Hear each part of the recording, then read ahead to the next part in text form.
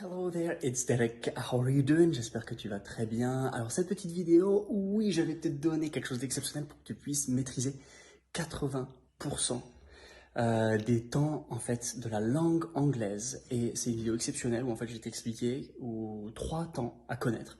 Et ces trois temps sont utilisés 80% du temps en anglais, à l'écrit, à l'oral, en interaction, en lu, et ça va juste être exceptionnel. Donc reste bien, et surtout si tu es intéressé par des cours d'anglais, de l'apprentissage de l'anglais, des tutoriels d'anglais, et bah abonne-toi à cette chaîne YouTube. Si tu n'es pas intéressé, bah pas forcément s'abonner parce que sinon bah tu vas pas revenir voir les vidéos. Mais la cloche pour avoir tous les dernières vidéos qui vont être uploadées. Et surtout n'oublie pas de liker, de mettre un commentaire, de poser des questions, j'y réponds. Ça va être super. Alors voilà, c'est une vidéo juste exceptionnelle que j'aimerais te faire où en fait beaucoup de gens me disent ouais mais je suis bloqué, les temps, grammaire c'est compliqué, j'y arrive pas, present perfect, have been, was, will have been, will be, perdu tu vois. Et en fait il y a trois temps à maîtriser en anglais aujourd'hui, ok? Alors si tu veux être prof d'anglais, il y en a plus, mais si jamais tu veux te débrouiller à droite à gauche, tu as trois temps à maîtriser. Ces trois temps couvrent 80% des utilisations en anglais. Tu m'entends? 80% des utilisations. Alors, c'est quoi ces trois temps? Et c'est là où en fait ça va être superbe, important à bien écouter. Prends des notes si tu veux. Si tu es pris dans les transports, bah, tu feras ça tout à l'heure. Mais le premier temps à maîtriser, c'est le présent en forme simple. Le présent en forme simple, ok? Simple present. So, I love football. I don't like you. I always speak English. I never smoke. The train departs at 4. Tu vois, c'est le présent en forme simple. Ça, c'est 40 à 50% des utilisations dans la vie courante en anglais. Donc, tu vois, ce temps-là est à connaître, à maîtriser. Donc, ça, c'est le premier temps qu'il faudrait que tu connaisses, c'est le présent en forme simple. Okay. Le S à la troisième personne du singulier, ça a plusieurs utilisations, on a 6 exactement des utilisations. Et dans ma masterclass, que je t'invite à rejoindre, dans mes coachings, je parle tout en détail de quand utiliser lequel. Ça, c'est le premier temps. C'est vraiment à maîtriser. Le deuxième temps à connaître, ça va être donc le passé en forme simple, le prétérit. Donc, tu sais, tu as deux déclinaisons. Soit tu as un prétérit irrégulier, les verbes irréguliers. Tu sais, là, cette page au fond de ton livre qui t'a traumatisé ou qui a traumatisé des générations entières parce qu'il fallait les apprendre par cœur, tu vois.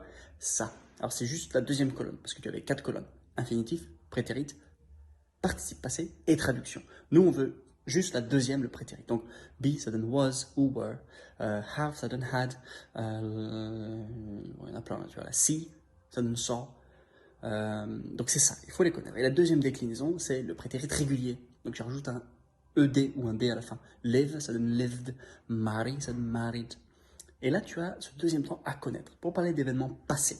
Okay, ça, c'est le deuxième temps qu'il faut absolument maîtriser. Le troisième temps qu'il faut maîtriser, donc, c'est le futur en will. Alors, le temps du futur n'existe pas en anglais. Je ne sais pas si tu savais. Le temps du futur n'existe pas. Tu emploies différents outils. Des fois, c'est du présent pour parler au futur. Tu me dis comment ça se fait. Je t'en dis plus dans la masterclass que je t'invite à rejoindre. Premier lien dans la description. Et en fait, tu as un autre emploi, c'est will. Tu as be going to. Mais en fait, le will est extrêmement populaire et répandu. Je crois que c'est 15%. Donc, tu as 40-50% de présent forme simple, 15% de prétérit et 15 derniers pourcents de will. Et il faut maîtriser ce temps au passé avec la modalité en will. Ça va énormément t'aider pour parler d'événements à venir. I will come tomorrow. We will be okay.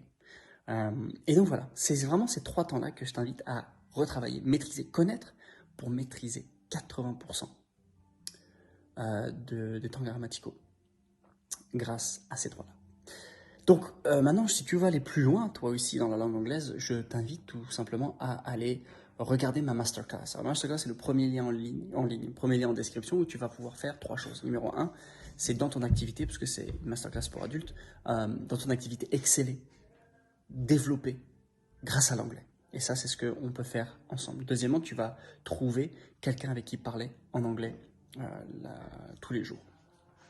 Troisièmement, tu vas pouvoir débloquer ton anglais jusqu'à parler anglais couramment. C'est ce qu'on fait. Donc, inscris-toi à cette masterclass si tu veux vivre ces transformations-là, ces résultats.